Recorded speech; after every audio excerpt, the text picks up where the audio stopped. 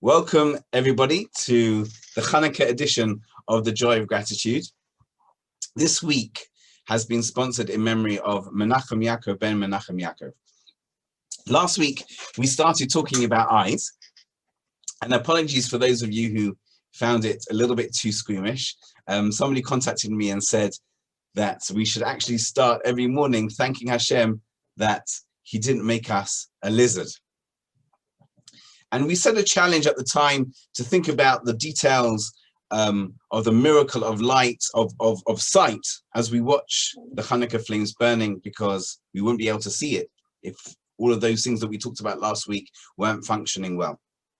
If you haven't done it yet, you've got 1 day left, or possibly 2, depending if you're in America. You may still have 2 days left. I don't know, but take that opportunity, and when you light your candles, really look at them and appreciate your sight. So I do want to talk a little bit more about the eye in the future, but I'm going to save it for another week. This week, I would like to concentrate on Chanukah. And there's a very, very famous question. You may well have heard it before. It's a question of the Beis Yosef. The Beis Yosef was Rav Yosef Karo. He was the author of the Shulchan Aruch. And this is his question. We know the basic story, the basic Chanukah story. The Maccabees, they defeated the Greeks, and they finally get back to the temple, and they're searching there for some oil, some pure oil that hasn't been contaminated, that they can use to light the menorah. And they're searching around everywhere, they can't find anything.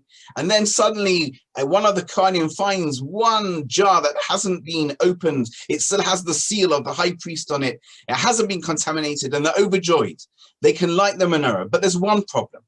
The problem is that there's only enough oil in that jar to last 1 day. And it's going to take them 8 days to get fresh, pure oil. It takes 4 days of travel to a certain place to get the oil, and then 4 days bringing it back. It's going to take 8 days to get pure oil. What are they going to do? So they put this 1 day's oil in the menorah and they light it. And a miracle happens, and it lasts for 8 days. This is the story we're told, and it all makes sense.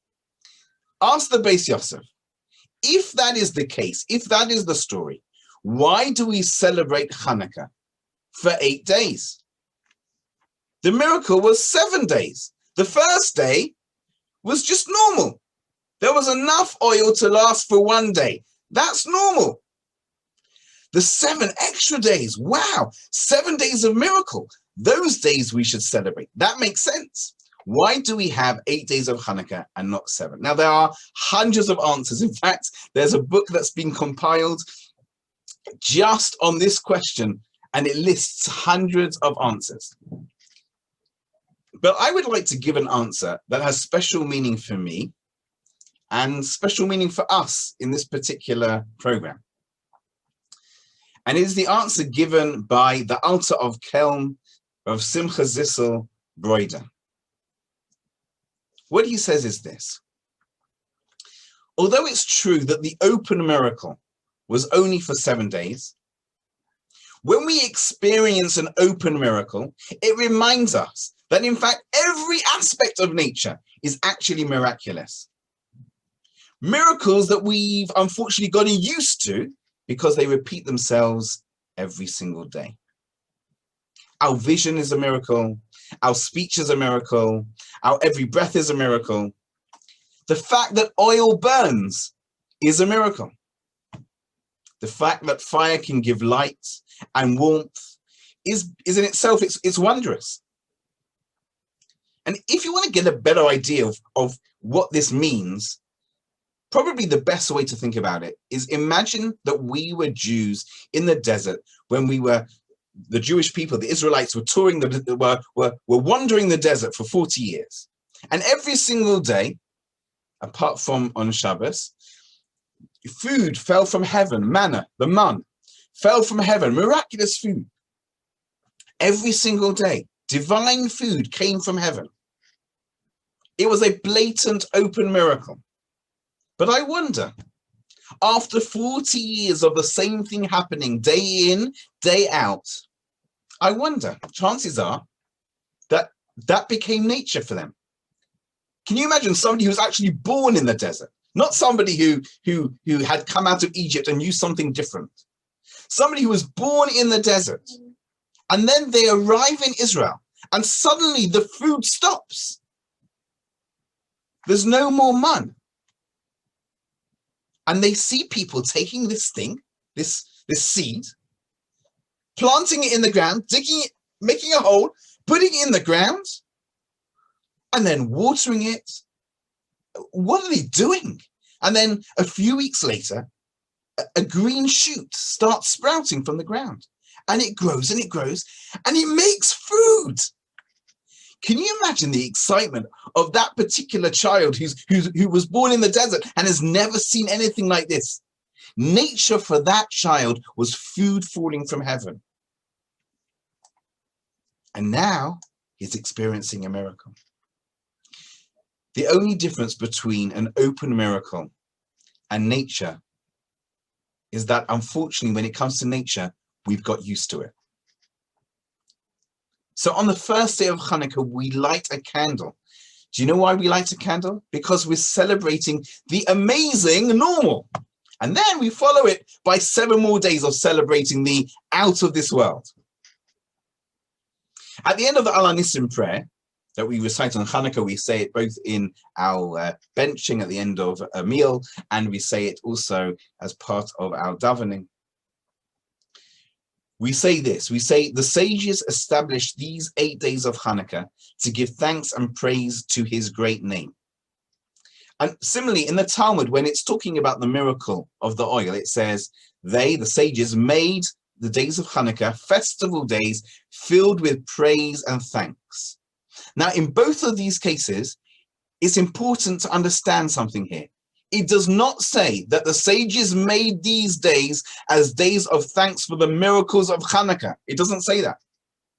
It says that they established these days as days of thanks in general. These are the days where we're supposed to sit down, be inspired by the miracle of Chanukah, and start going from then and appreciating the daily gifts that could be confused by nature, but in reality are his constant support of our lives. And that is why Chanukah is quite unique. On Chanukah, we say the full Hallel every single day for 8 days of the festival. There's only one other time we do that. It's Sukkot, and the rabbis have to come up with a reason why we do that. But on Chanukah, we're full of praise. We're full of thanks, because that's what Hallel is. Unfortunately, it sometimes takes the spectacular to alert ourselves to how incredible the mundane is. But when we are awoken, we must grab that opportunity with all our might and make a serious reckoning of every tiny aspect we need to thank him for. Now, before I end today, I just want to share with you something that I received this week. One of our regular viewers, somebody who watches the recordings, sent me an email, and I want to read out what he wrote.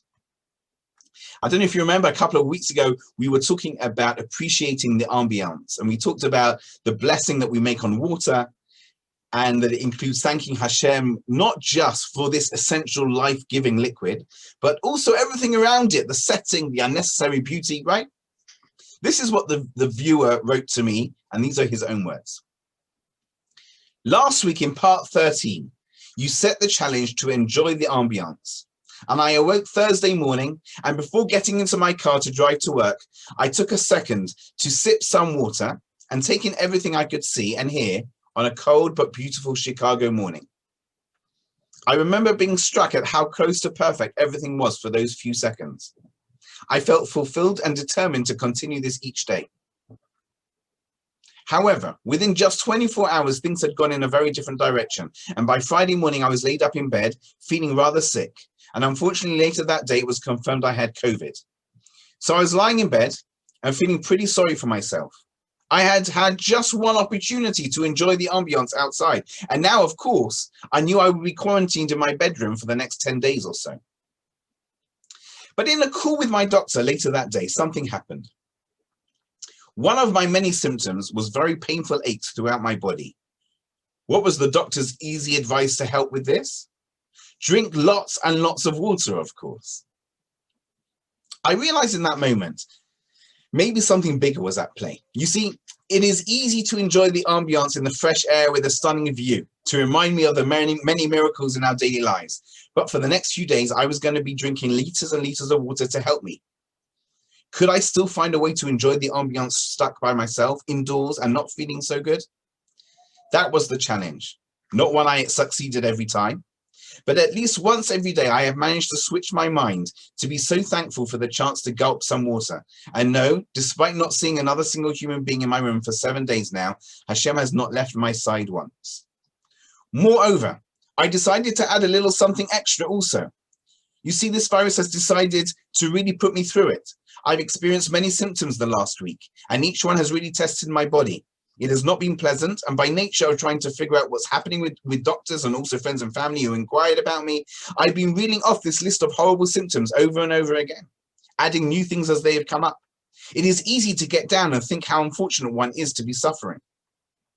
However, I decided to take as many opportunities as possible to counter that list of symptoms with a list of wonderful things I can still do each day, even while suffering from COVID. On Monday, after almost 3 days of barely being able to make it out of bed to get to the bathroom, I felt strong enough to walk around and sit by the window for a while, or the ability to sit in bed and listen to my son playing on the other side of the house. Just listening to his joy and wonder as he did whatever it was he was doing. I couldn't see it, of course. I was locked away in my quarantine room. But hearing him play, I don't think I've ever stopped to just listen to him play. Of course, I've played with him. I've played with him, of course, many times. But to sit in another room and just listen, that was a first, and it felt like a blessing. I really felt I understood the joy of gratitude. Being thankful in those moments for what you have and realizing the divine miracles it takes every second of every day for them to happen. Now the challenge is to carry that through every day. I hope I can be successful. Isn't that beautiful? And this is exactly the message of Chanukah. Can I take that light that illuminates the darkness, like a flash of lightning that brightens up the landscape so that just for a moment we can see what is really going on? Can I take that light that shows me that really everything is a miracle and carry that through for the rest of the year? That's what we're trying to do here.